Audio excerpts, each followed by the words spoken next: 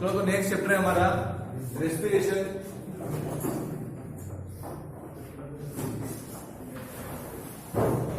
इस चैप्टर में जो हट चुका है हमारा टॉपिक वो लास्ट टॉपिक एक तो है, हालांकि मैंने आपको शायद ठीक करवा दिया है ना। क्या क्या हट गया है वो, एक तो शायद हटा है रेगुलेशन और एक हटा है डिसऑर्डर, दोनों हट गए ना। देखो सबसे पहले बात होती है रेस्पिरेशन की। क्या होता है रेस्पिरेशन? तो रेस्पिरेशन तो आप जानते ही हो नॉर्मली कि रेस्पिरेशन और ब्रीथिंग दो टॉपिक होते हैं। एक तो पॉइंट है आपका ब्रीथिंग और एक होता है रेस्पिरेशन। दोनों में क्या डिफरेंस है? दोनों लगता है कि ये दोनों पॉइंट एक ही है, और इसमें बहुत बड़ा डिफरेंस है दोनों में। कोई बता पाएगा मुझे दोनों में क्या डिफरेंस है? क्या आता है इसमें? क्या आता है? देखो जो ब्रीथिंग प्रोसेस है, ब्रीथिंग जो प्रोसेस है उसको हम एक तरह से बोल सकते हैं एज ए फिजिकल प्रोसेस। क्या बोल सकते हैं? ये एक टाइप का जो प्रोसेस कौन सा है वो फिजिकल है, ठीक है ना। पर ये जो प्रोसेस है वो एक टाइप का क्या है? केमिकल। क्या है ये? केमिकल प्रोसेस है। ये कैसे तो वो मैं आपको बताऊंगा आगे। इस जो ब्रीथिंग होता है उसमें केवल हम क्या करते हैं, तो ऑक्सीजन को इनहेल करते हैं और CO2 को एक्सहेल करते हैं, ठीक है ना।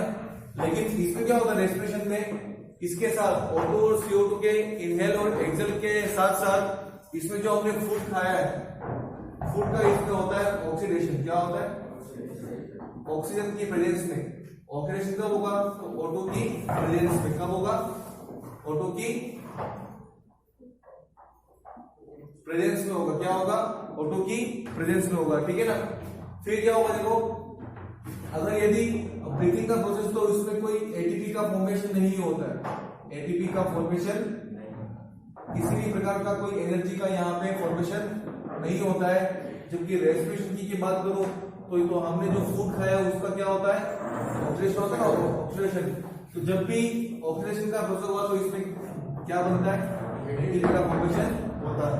मैंने आपको कल शायद बताया था कि एक ग्लूकोज के मॉलिक्यूल से हमारे बॉडी में, एक ग्लूकोज के मॉलिक्यूल से टोटल 36 to 38 एटीपी का फायदा होता है। कितने मिलते हैं? 36 to 38 एटीपी का फायदा होता है। मैंने एटीपी का मतलब बताया था आपको, एडेनोसिन ट्राइफॉस्फेट। यही बताया था कि इसको हम बोलते हैं एनर्जी के पैकेट्स। क्या बोलते हैं? ये एनर्जी करेंसी है। क्या है ये? एनर्जी की करेंसी है, ठीक है ना। तो इतना समझ में आ गया ब्रीथिंग और रेस्पिरेशन में क्या डिफरेंस है। ब्रीथिंग में किसी भी प्रकार का कोई ऑक्सीडेशन नहीं होता है, इसमें सिर्फ O2 को लेना और CO2 को निकालना ही होता है। इसलिए ये एक क्या है? फिजिकल प्रोसेस है। क्या है ये? इसमें क्या होता है? फिजिकल के साथ साथ इसमें केमिकल रिएक्शंस भी होती है। इसमें नंबर्स ऑफ एंजाइम्स का होता है इन्वॉल्वमेंट। क्या होता है? बहुत सारे एंजाइम्स इसमें क्या होते हैं? इन्वॉल्व होते हैं इसमें। इसलिए इसमें क्या होता है? फूड का क्या होता है? ऑक्सीडेशन होता है। क्या होता है? ऑक्सीडेशन। और साथ में अगर होगा ऑक्सीडेशन तो हमको क्या मिलेगी? एनर्जी का फॉर्मेशन इसमें होगा। तीन डिफरेंस समझ में आ गए। फर्स्ट क्या है? ब्रीथिंग क्या होता है? नॉर्मली O2 और CO2 का एक्सहेल। इंस्पिरेशन होता है, इंस्पिरेशन और एक्सपिरेशन दो वर्ड होते हैं। एक तो होता है इंस्पिरेशन और दूसरा क्या होता है? एक्सपिरेशन। नाम से क्लियर है। इन मतलब इनसाइड और एक्स मतलब एग्जिट, आउटसाइड, ठीक है ना। तो इसमें हम O2 लेते हैं और इसमें हम CO2 बाहर निकालते हैं। आगे समझ में इतना। तो इस तरह से ये ब्रीथिंग और रेस्पिरेशन में दोनों में डिफरेंस आपको पता होने चाहिए। दोनों दिखते एक ही हैं, दोनों का मतलब एक ही लगता है, पर इनमें डिफरेंस है। एक फिजिकल है, एक केमिकल है। इसमें एटीपी का फायदा नहीं होता है, इसमें एटीपी का फायदा होता है। कितने एटीपी बनते हैं ग्लूकोज के मॉलिक्यूल से? हमारा ब्रेन सबसे पहले क्या करता है? यूटिलाइज। हमारा ब्रेन एनर्जी के सबसे पहले क्या करता है? यूटिलाइज। ग्लूकोज क्या करता है? यूटिलाइज। इसलिए अगर आप ब्लड डोनेट करते हो तो वो जो एम्बुलेंस वाले होते हैं वो आपको क्या देते हैं? कौन से? पार्ले जी। पार्ले जी क्या होता है? क्या होता है? ग्लूकोज ज्यादा होता है ना, इसलिए। और अगर किसी पेशेंट को यदि डायरिया की प्रॉब्लम हो जाए, डायरिया वॉमिटिंग की प्रॉब्लम होती है, तो डॉक्टर सबसे पहले जो भी टेबलेट लेगा साथ में ORS और ये ग्लूकोज का पाउडर लिखेगा लिखेगा। तो क्यों होता है ऐसा कि उसको एनर्जी मिले, क्या मिले, ठीक है ना।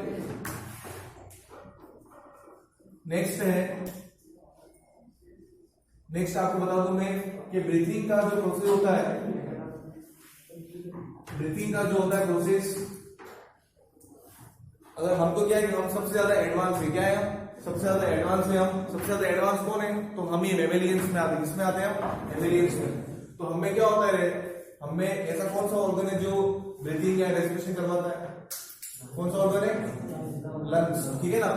पर जो लोअर इनवर्टिब्रेट होते हैं, लोअर इनवर्टिब्रेट, इनमें कैसे होता है, इनमें जो होता है रेस्पिरेशन या ब्रीथिंग का प्रोसेस होता है वो केवल होता है सिंपल डिफ्यूजन से। किससे होता है, सिंपल डिफ्यूजन से। क्या होता है डिफ्यूजन का मतलब, क्या होता है डिफ्यूजन का मतलब, क्या होता है, डिफ्यूजन का मतलब होता है ट्रांसपोर्ट ऑफ मॉलिक्यूल्स, चाहे सॉलिड हो, चाहे लिक्विड हो, चाहे गैस हो, कोई भी मॉलिक्यूल जब अपने हायर कंसंट्रेशन से लोअर में जाते हैं तो उसको हम क्या बोलते हैं, डिफ्यूजन। क्या बोलते हैं, जैसे एक एग्जांपल है, एक परफ्यूम मैंने यहां अगर स्प्रे किया तो उसकी स्मेल का एक पास में है ना। अगरबत्ती लगाते हम तो उसकी स्मेल कहां आती है, दूर तक आती है ना।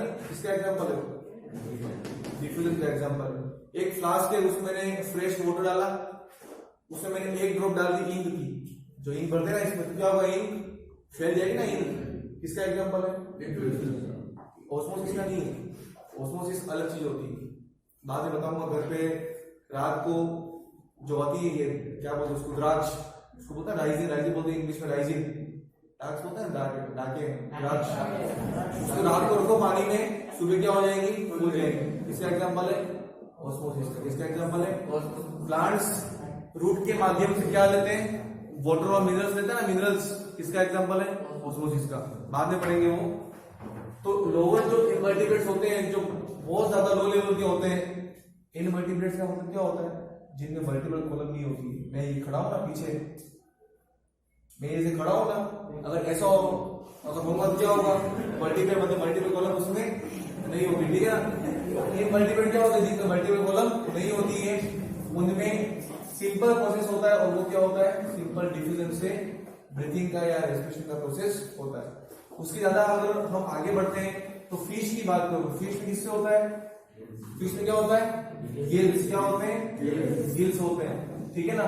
उसके आगे और बात करें हम तो जो एम्फीबियंस होते हैं, एम्फीबियंस के एग्जांपल्स क्या होंगे, एम्फीबियन, फ्रॉग। क्या होता है एग्जांपल, देखो फ्रॉग एक ऐसा ऑर्गेनिज्म है जिसमें ये जो फ्रॉग है वो अपनी मॉइस्ट स्किन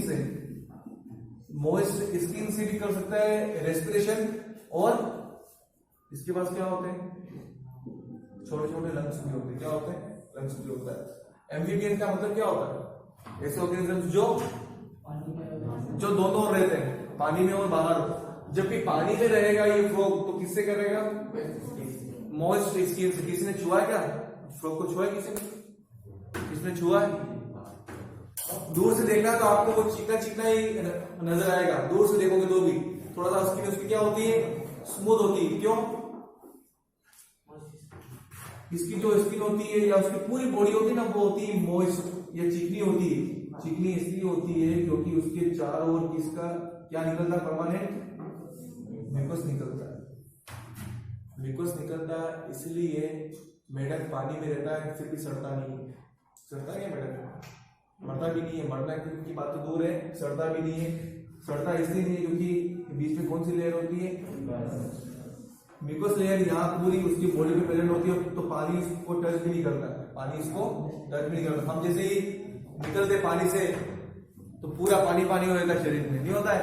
मेढक ऐसे कभी नहीं करता है, कभी नहीं उड़ाएगा वो, आना समझ में, मेढक कभी नहीं करेगा, फ्रॉग कभी नहीं करेगा, क्योंकि उसको पानी चिपकता ही नहीं है, नीचे चिपकता है, नीचे चिपकने का रीजन क्या है, क्योंकि उसके पास क्या होता है, होता है। तो लोअर इनवर्टिब्रेट्स में किससे होता है, सिंपल डिफ्यूजन से होता है। फिशेस में किससे होता है, गिल से। और एम्फीबियंस के बाद जो भी आएंगे आगे, हम आ गए, ठीक है ना, जो रैबिट है उन सब में किससे होता है, लंग्स से होता है, ठीक है ना। मॉइस्ट स्किन में क्या होता है, अगर स्किन अगर मॉइस्ट नहीं होगी तो प्रॉब्लम आएगी रेस्पिरेशन में, इसलिए स्किन हमेशा कैसी होनी चाहिए, मॉइस्ट होनी चाहिए। जिससे क्या होगा कि उनकी सरफेस से O2 तो जाएगा अंदर और CO2 का आएगा बाहर आएगा। ताकि समझ में ब्रीथिंग और रेस्पिरेशन में 3-4 डिफरेंस बताए मैंने। फिर जो लोअर ऑर्गेनिजम्स होते हैं जो आपने पढ़ा होगा, आपने शायद नाम भी लिए होंगे, प्रोटोजोन्स, फिर पोरीफेरा, सिलेंट्रेटा, कुछ पढ़े हैं फाइलम पढ़े हैं ऐसे नहीं पढ़े होंगे ना। तो ये सब होते हैं इनवर्टिब्रेट्स। क्या होते हैं?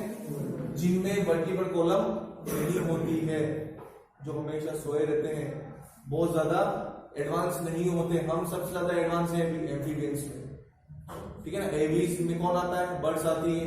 रेप्टाइल्स में कौन आते हैं?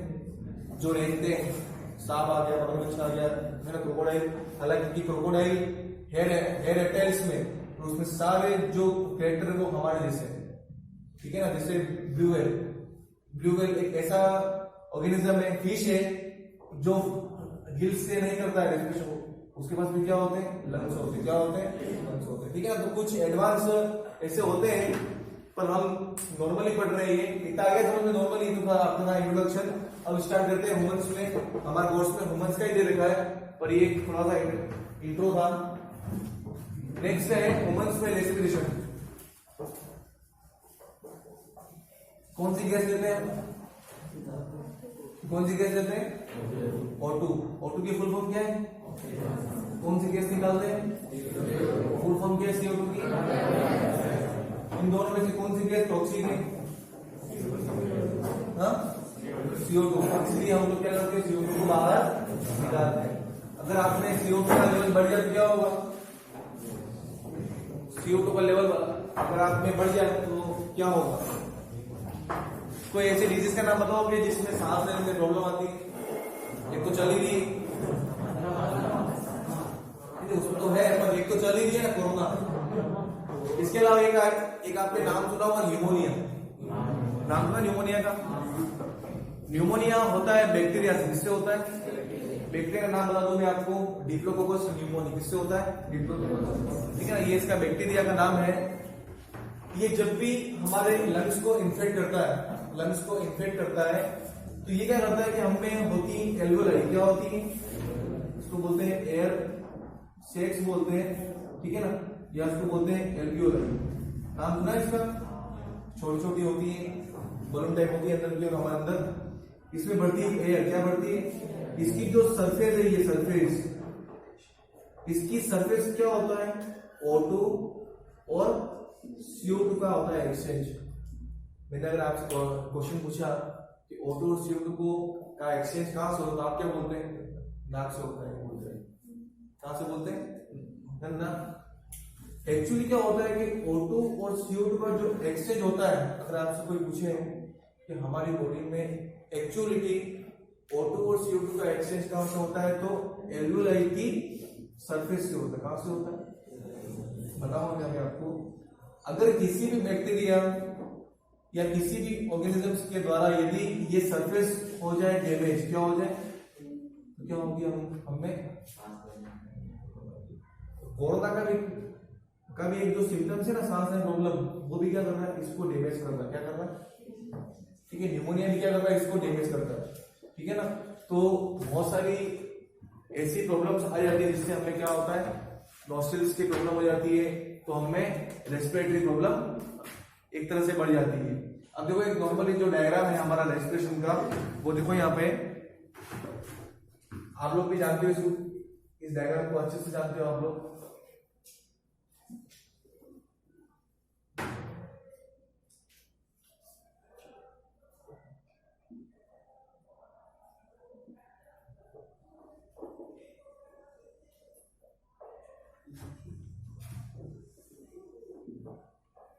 ये तो हो गया आपका एपिग्लोटिस,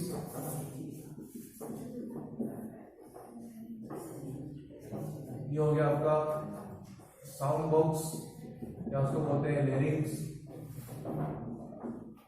ये हो गया आपका ट्रेकिया,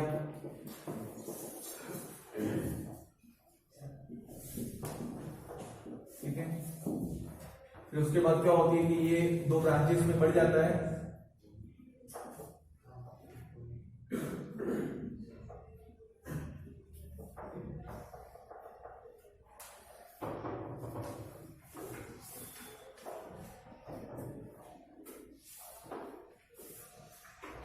सुनना यहाँ पे, ये हो गए आपके प्राइमरी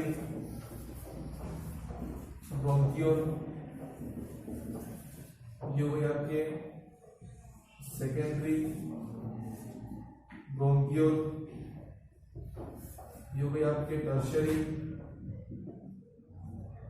ब्रोंकियोल, ये हो गए आपके एल्वियोलाई, ठीक है ना, ये हो गया प्लूरल मेम्ब्रेन, इसके अंदर कौन सा होता है फ्लूइड, उसको बोलते हैं प्लूरल फ्लूइड बोलते हैं इसको अंदर, ठीक है ना। और यहाँ होता है आपका डायफ्राम, क्या होता है, क्लियर इतना। अब सुनना है डायग्राम क्या होता है। हमारा ये नॉर्मली एक रेस्पिरेशन का प्रोसेस है। हम जो O2 को लेते हैं वो हमारे अंदर वन पेयर होते हैं नोस्ट्रिल्स, क्या होते हैं, वन पेयर नोस्ट्रिल्स होते हैं, जहां से पासेज होती है एयर की, किसकी होती है, एयर जो होता है वो हमारे नोस्ट्रिल के माध्यम से अंदर की हो जाएगा। ये जो होता है फर्स्ट है जो एपिग्लोटिस, नाम सुना है एपिग्लोटिस का, क्या करता है एपिग्लोटिस, कोई बता पाएगा? एपिग्लोटिस, यस, एपिग्लोटिस एक बॉर्डर, मतलब यहाँ पे एक टोल लगा नहीं बोलते अपन, वो है अंदर, क्या है, जहां पे क्या होता है कि जो फूड है, जो हमारा जब भी हम फूड खाएंगे तब ये क्या होगा कि एपिग्लोटिस बंद हो जाएगा, क्या होगा, जिससे हमारा फूड लैरिंग्स में नहीं आ जाएगा या फूड पाइप में नहीं आ, रेस्पिरेटरी पाइप में नहीं आ जाए, कहां नहीं आ जाए, ठीक है ना। फूड पाइप तो होता है इसोफेगस होता है, ठीक है ना, इसोफेगस, ट्रेकिया में नहीं आ जाए क्या फूड, तो एपिग्लोटिस क्या करता है, दोनों का हालांकि रोड सेम है, दोनों क्या होता है कि एक तरफ से ये खुलता है, जब एयर लेंगे तो क्या होगा, ये खुल जाएगा और एयर यहाँ जाएगा, और जब भी हम फूड लेंगे तो क्या होगा, तब क्या होगा, ये बंद हो जाएगा, तो फूड कहाँ पहुंच जाएगा, इसोफेगस के अंदर पहुंच जाएगा, ठीक है ना। एपिग्लोटिस क्या है वो समझ आ गया, एक ढक्कन है, क्या है, ढक्कन है।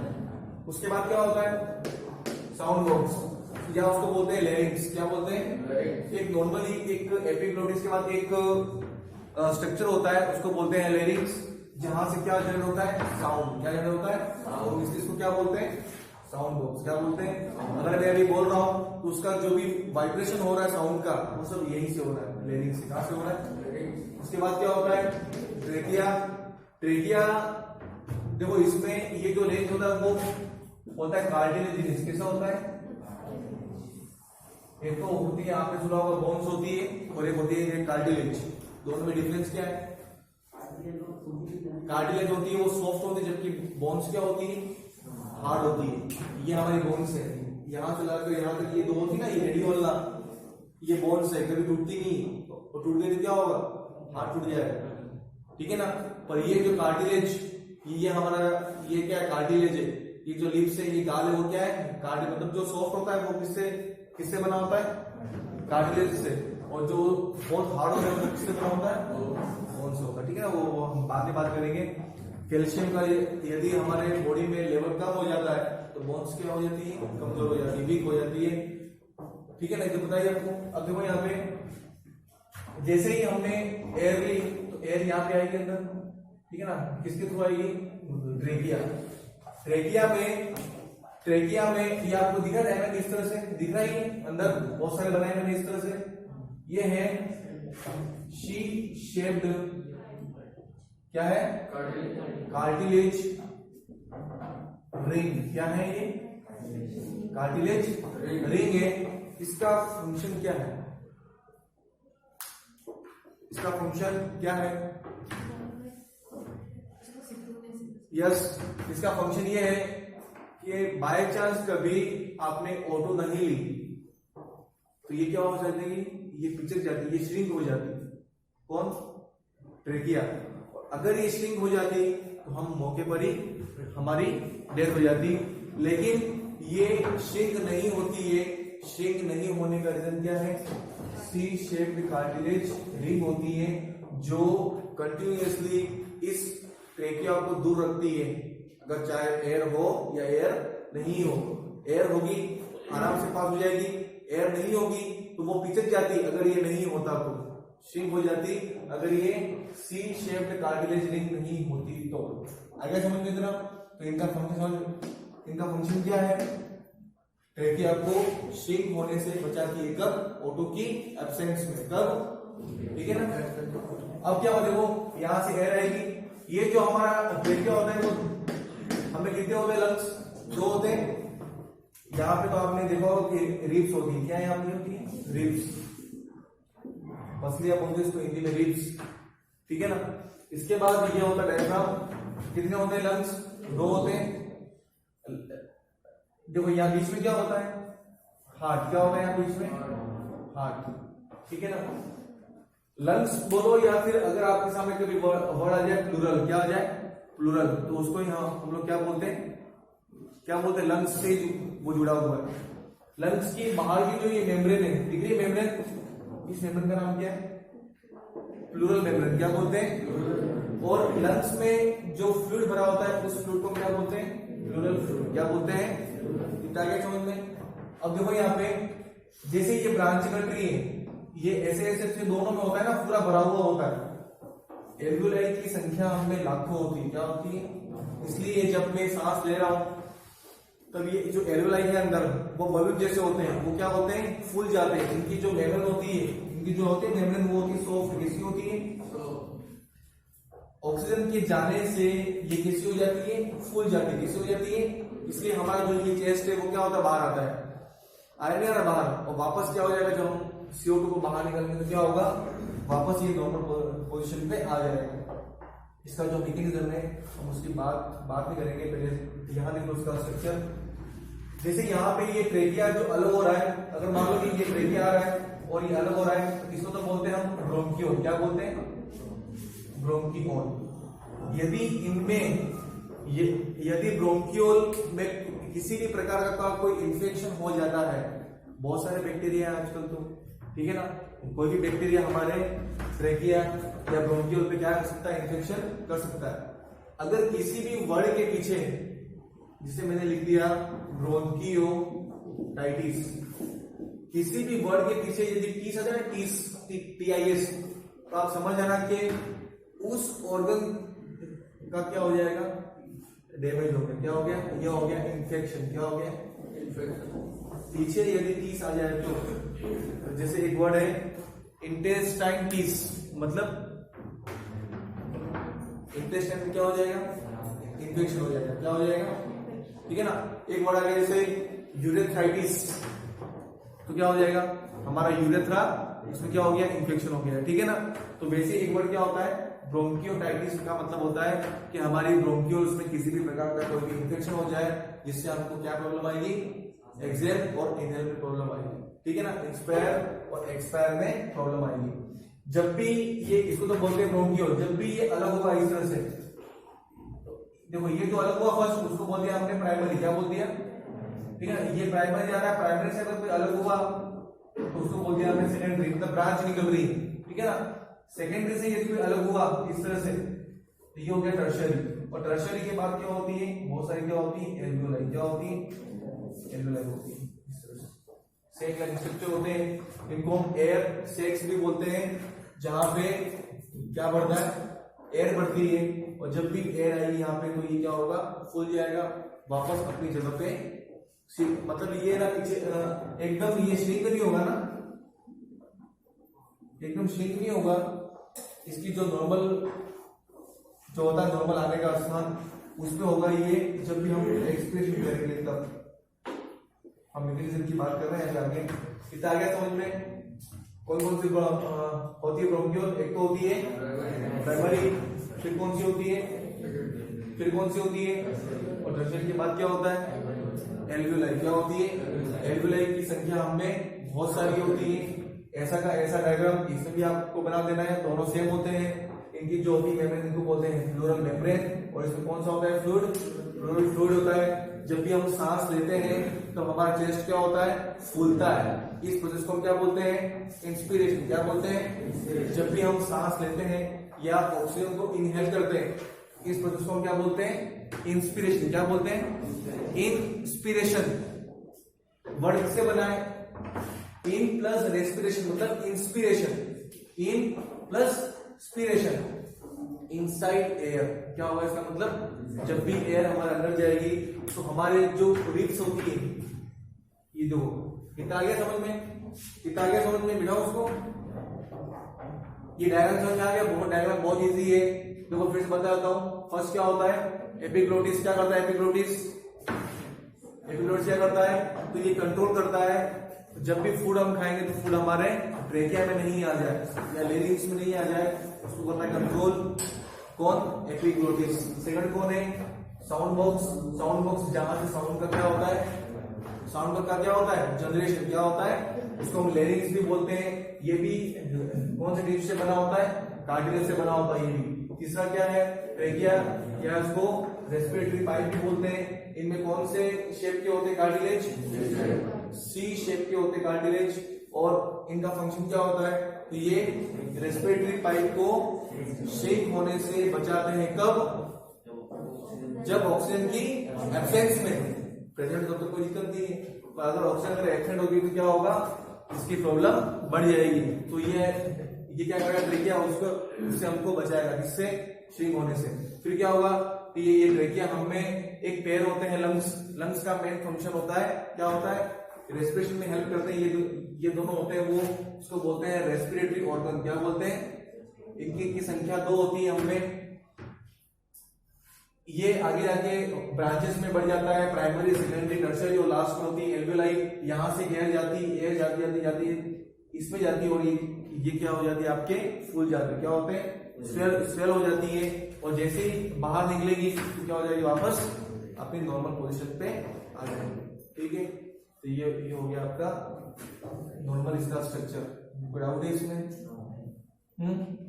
डायग्राम सही है, डायग्राम है ना।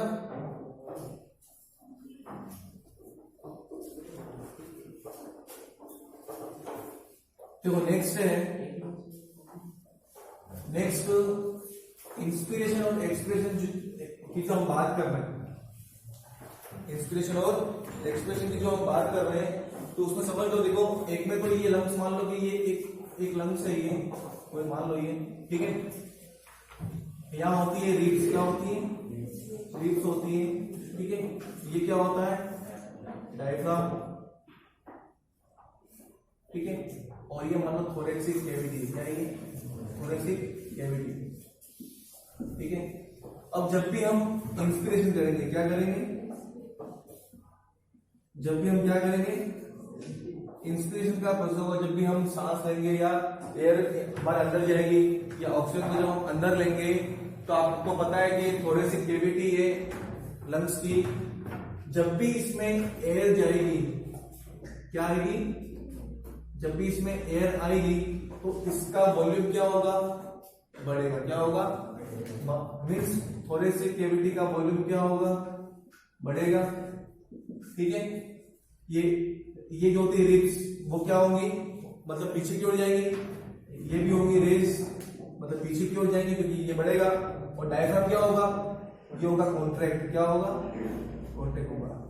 आया समझ में। इंस्पिरेशन में क्या क्या हुआ, इंस्पिरेशन का जब मैकेनिज्म की हम बात करते हैं, तो जब भी इंस्पिरेशन होगा तो क्या होगा, तो सबसे पहले हम जब O2 को लेंगे तो O2 हमारे नोस्ट्रिल से होते हुए, नोस्ट्रिल चेंबर से होते हुए, ग्लोटिस से होते हुए, लेरिंग्स, ट्रेकिया, ब्रोंकियोल और एल्वियोलाई से होते हुए जब हमारे अंदर पहुंचेगी लंग्स में, तब ये क्या होगा, तो जैसे ही इसके ऊपर प्रेशर गिरेगा तो ये जो मेम्ब्रेन है, प्लूरल मेम्ब्रेन है, वो थोड़ी सी क्या होगी, फैलेगी। तो क्या होगा, थोड़े से मतलब ये जो स्पेस है वो भी क्या होगा, उसका वॉल्यूम क्या होगा, बढ़ेगा।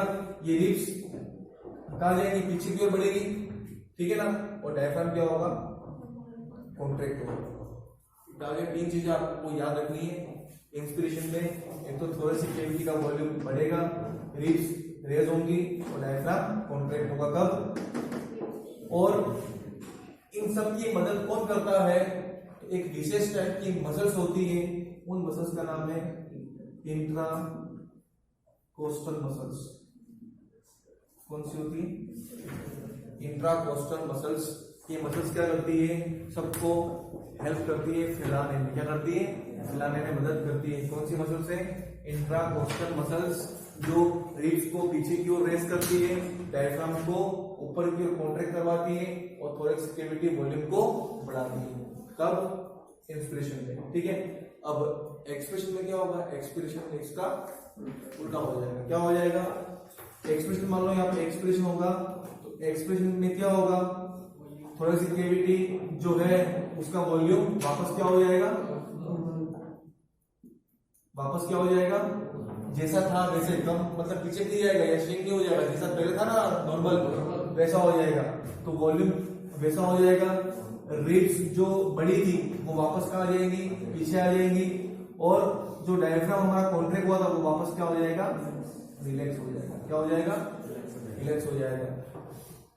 इन सबको करने में कौन मदद करता है, इंट्राकोस्टल मसल्स। कौन करता है, रिब्स, स्टर्नम, यही होता है, स्टर्नम में यही होता है। तो रिब्स और स्टर्नम क्या होती है, पीछे की ओर धकेलता है, डायफ्राम कॉन्ट्रैक्ट होता है, इसमें इंस्पिरेशन में। और जब भी एक्सप्रेशन की बात करूंगा तो क्या होगा, तो दोनों डायग्राम आपकी बॉडी बुक के अंदर दी हुई हो, ये आपका पेज नंबर क्या है, उसमें दी हुई हो, इसमें देखो दोनों डायग्राम आपके सामने लिख रहे हैं। दोनों डायग्राम में एक जगह तो क्या हो रहा है, वो फैल रहा है या स्प्रेड, मतलब उसमें उसका जो थोरेसिक चेंबर है या कैविटी वो क्या हो रहा है, उसका वॉल्यूम बढ़ रहा है जब फोटो अंदर जा रही है तब। और एक जो नीचे डायग्राम उसमें क्या हो रहा है, थोरेसिक चेंबर, जो चेंबर है उसका वॉल्यूम क्या हो रहा है, नॉर्मल हो रहा है। कब, जब CO2 बाहर जा रही है तब। देखो डायग्राम दिख रहा है आपको अच्छे से, रटना कुछ भी नहीं है, दोनों डायग्राम आपको समझ में आ गए। डायग्राम में आपको अच्छी क्वालिटी का नहीं करना है, इस तरह से नहीं समझाना है, ठीक है। डायग्राम अगर आप जब भी बनाओ एग्जाम में या फिर आपके अंदर, तो उसकी लेबलिंग बहुत जरूरी है, ठीक है ना। लेबलिंग बहुत जरूरी है, जैसे हम कपड़ों में अच्छे लगते हैं ना, वैसे डायग्राम में क्या होते हैं, लेबलिंग में मस्त लगते हैं। बिना लेबल के डायग्राम अच्छे नहीं लगते और नंबर भी 0 मिलते हैं, ठीक है। तो इस तरह से ये क्या हो गया, आज आपके एक तो ब्रीथिंग और रेस्पिरेशन में हमने डिफरेंस पढ़ा स्टार्टिंग में। कौन बताएगा आपका 3 डिफरेंस, ब्रीथिंग और रेस्पिरेशन कौन बताएगा, तो एक बताओ फर्स्ट, आप बताओ फर्स्ट। ब्रीथिंग क्या है, ब्रीथिंग को आप रोक नहीं पाओगे, ब्रीथिंग को आप रोक नहीं पाओगे। ब्रीथिंग तो क्या है, फिजिकल है। अगर मैं बोल रहा हूं तो भी सांस जा रही है और सांस बाहर निकल रही है, O2 जा रही है और CO2 बाहर निकल रही है, ये क्या है, फिजिकल है, ठीक है ना। अगर केमिकल करता है तो केमिकल में हमेशा किसका रोल होता है, एंजाइम का। किसका होता है, आपने सुना होगा कि हमें एनर्जी बनती है, माइटोकॉन्ड्रिया बनाता है, वही है फूड का ऑक्सीडेशन। क्या है, मैंने बताया ना आपको फूड का। अब मैंने पढ़ाया था आपके कल पढ़ा था डाइजेशन, तो उसमें लास्ट क्या था, क्या बनाया था आपने, ग्लूकोज बना दिया था। अब ग्लूकोज कहाँ जाएगा, माइटोकॉन्ड्रिया में। कहाँ जाएगा, बहुत सारे एंजाइम्स की प्रेजेंस में, उससे क्या बनेगी, एनर्जी बनेगी। आया समझ में। तो अगर एनर्जी बनेगी मतलब एटीपी बनेगा।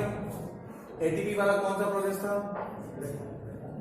Breathing and respiration. तो एटीपी का फायदा कौन से प्रोसेस में होता है, रेस्पिरेशन में होता है। इतना क्लियर हो गया, ठीक है। ये हमने पढ़ा स्ट्रक्चर को, मतलब ह्यूमंस का पूरा स्ट्रक्चर पढ़ लिया, लंग्स का सारे पॉइंट्स आपके सामने क्लियर है। दोनों डायग्राम आपको ऐसे ही बनाना है, ज्यादा टाइम बर्बाद नहीं करना डायग्राम में, ठीक है ना। अगर आपकी बुक्स वाला डायग्राम समझ में नहीं आया तो ये डायग्राम आपके सामने है, सिंपल डायग्राम, ज्यादा माथापच्ची डायग्राम में नहीं करनी है, टाइम वेस्ट नहीं करना है। डायग्राम का शेप कैसा भी हो, लेबलिंग से होनी चाहिए डायग्राम की। क्या होनी चाहिए, क्योंकि अभी कोई हमारे पास टाइम ज्यादा नहीं है। बोर्ड में क्या होता है कि 3 घंटे 15 मिनट का समय मिलता है, तो उसमें आप कैसा ही बनाओ डायग्राम, मतलब मेरा शेप मिलना चाहिए। अब मैंने पूछा इंसान करने थे तो बना गधा, तो वो अलग बात है, वो फिर रॉन्ग हो जाएगा, ठीक है ना। शेप मिलना चाहिए बस, और लेबलिंग अच्छे से होनी चाहिए, ठीक है। फिर मैंने बताया मैकेनिज्म ऑफ रेस्पिरेशन में 2 टॉपिक होते हैं, इंस्पिरेशन और एक्सपिरेशन। दोनों के डायग्राम क्लियर हो गए आपके, हो गए, सबको आ गया समझ में। तो आज के लिए इतना ही रहेगा, कल बात करेंगे आगे, ठीक है ना।